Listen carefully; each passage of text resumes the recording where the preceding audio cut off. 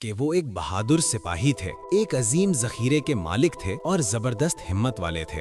وہ کئی محاذوں پر لڑے اور اسلام کو پھیلایا، دشمن سپر پاورز کو مٹ کر رکھ دیا اور اپنے دشمنوں کو پیچھے دھکیل دیا۔ اپنی پوری زندگی میں ایک بھی لفظ تعریف یا فخر کے لیے نہیں کہا۔ اپنی پوری زندگی میں 200 سے زیادہ جنگیں لڑنے کے بعد جو بھی مخالف آتا وہ اس بہادر کمانڈر حضرت خالد بن ولید کا نشانہ بنتا تھا۔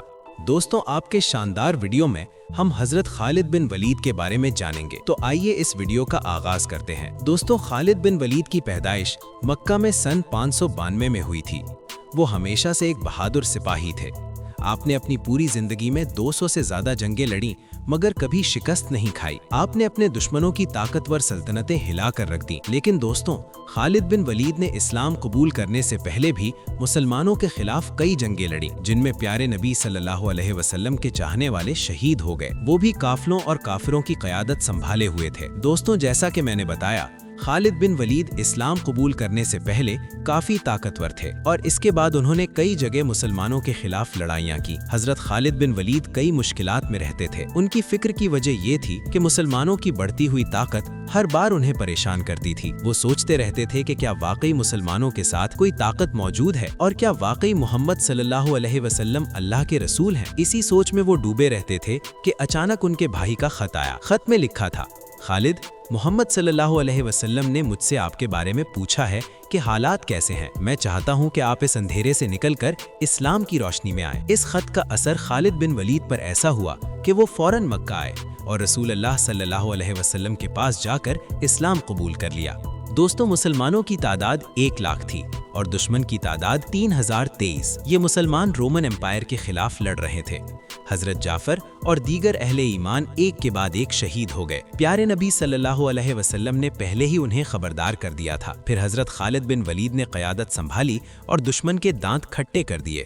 اس کے بعد حضرت خالد بن ولید کو سیف اللہ یعنی اللہ کی تلوار کا خطاب ملا۔ حضرت خالد بن ولید نے مسلمانوں کے لیے کئی جنگیں لڑی اور میدان جنگ میں ایسے کارنامے دکھائے جو تاریخ میں امر ہو گئے۔ آج تک ایسا کوئی کمانڈر نہیں ہوا جس نے اپنی زندگی میں ایک بھی جگہ فتح نہ حاصل کی ہو، لیکن حضرت خالد بن ولید وہ واحد انسان تھے جنہوں نے اپنی جان کی پرواہ کیے بغیر لڑائیاں کی۔ انہوں نے عراق، ایران، شام، امریکہ، اردن اور دیگر کئی ممالک میں فتح حاصل کی۔ چھوٹی سی فوج کے باوجود حضرت خالد بن ولید نے بڑی فوجوں کو شکست دی۔ حضرت خالد بن ولید نے اپنی بہادری اور حکمت عملی سے دشمن کو ہرا دیا۔ دوستوں، اگر اللہ تعالیٰ نے حضرت خالد بن ولید کو آرمی چیف کے عہدے سے ہٹا دیا تو یہ اس لیے تھا کہ حضرت خالد بن ولید مسلمانوں کو فتح کی راہ دکھا رہے تھے اور مسلمان سمجھنے لگے تھے کہ بغیر خالد بن ولید کے وہ کوئی بھی جنگ نہیں جیت سکتے۔ حضرت عمر نے خالد بن ولید کی جگہ ابو بکر کو آرمی چیف بنا دیا۔ مسلمانوں میں باتیں شروع ہو گئیں کہ یہ کیا ہوا؟ اب اتنے بڑے مسلمان بغیر خالد بن ولید کے کیسے جنگ جیتیں گے؟ مگر اللہ کے کرم سے مسلمانوں نے یہ معاملہ سنبھال لیا۔ حضرت عمر آئے اور فرمایا کہ میں نے یہ صرف اس لیے کیا تاکہ مسلمانوں کے عہدیداروں کی وجہ سے مسئلہ نہ ہو۔ اسلام ہمیشہ قائم رہے گا۔ اپنے آخری وقت میں حضرت خالد بن ولید بیماری کی وجہ سے بستر پر آئے۔ ان کی خواہش تھی کہ انہیں شہادت نصیب ہو، کیونکہ جنگ اور محاذ ان کی زندگی کی سب سے بڑی منزل تھی۔ وہ چاہتے تھے کہ ان کا جسم وہی دیکھے جہاں تلوار کی گونج اور گھوڑوں کی چاپ ہو، لیکن تقدیر میں کچھ اور لکھا تھا۔